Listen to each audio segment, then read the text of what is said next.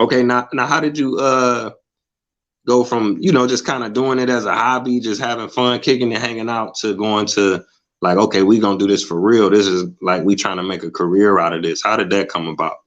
Um, let's see, I used to be writing rhymes in high school and whatnot. So while in the middle of class, everybody's learning. I used to be in my notepad writing, and then wound up linking up with a few friends. So I had a friend of mine by the name of we call him Sono, Sono, which stands for Son of No One. And then Sono went to school with this individual in Norman Thomas High School. His name was Vincent, which later on became Wordsworth.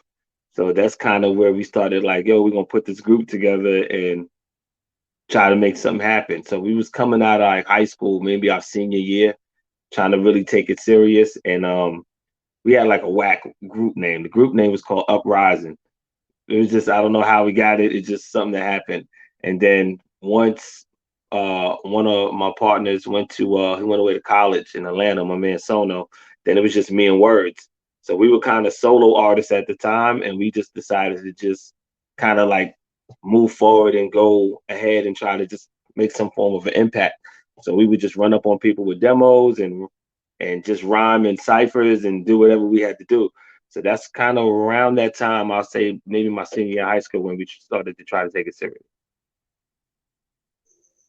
Wow, wow, that's what's up. Big shout outs to Wordsworth, man. He was on the show.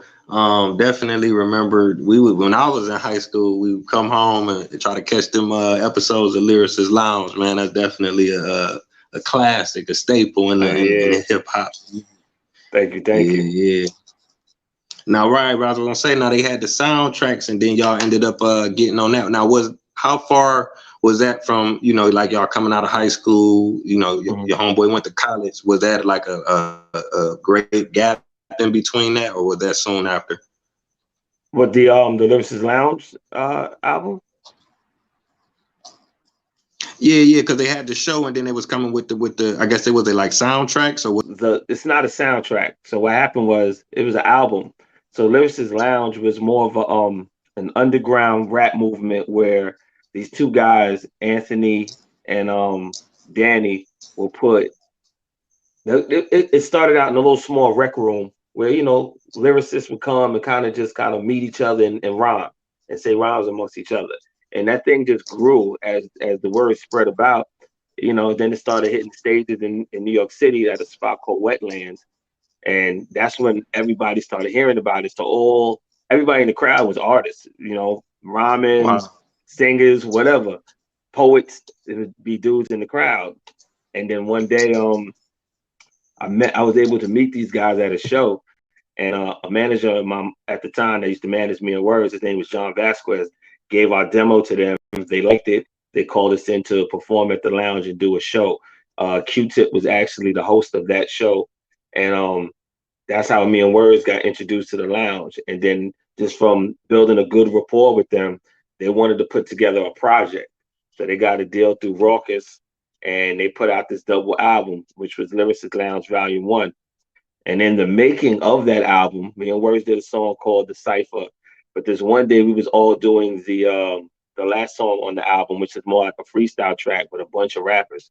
Um, Words was in the lounge in the lounge area, and we was all freestyling, right? I guess this is what happens when you get a bunch of creatives together. Words was acting like the teacher, we all was acting like students. So it was like sort of like a call and response, but it was all improv freestyle off the head. Somebody was recording it and was like, yo, this would be a dope idea for a show. One thing led to another. They somehow got MTV to get on board and made a show of it. And we all wound up auditioning for the parts. Some people made it, some didn't. But that's how the whole Lyricist Lounge TV show and the album came about. It was just an album that we was doing for the underground cast to kind of get some light, and that led into a TV show. And then after the TV show came Lyricist Lounge Volume 2, where they kind of went a little different with it, where they kind of put like a major artist with an underground rapper, try to get some like exposure and stuff like that. Wow, man, I appreciate you breaking that down. That's live. So it actually was something that was actually going on in the city, and then they flipped it into a show. Yeah, so Lyricist Lounge, they still do. Lyricist Lounge is still around today. We just did the anniversary. Um, ooh, I want to say maybe back in May, sometime in Mm-hmm. New York City at the Apollo Theater. So we came out on stage with Talib Kweli, and we did Fortify Live. So it was a female rapper by the name of Jane Doe, myself, Words, Quali. Most couldn't make it, but we still performed the record off the Black Star album called Twice in a Lifetime.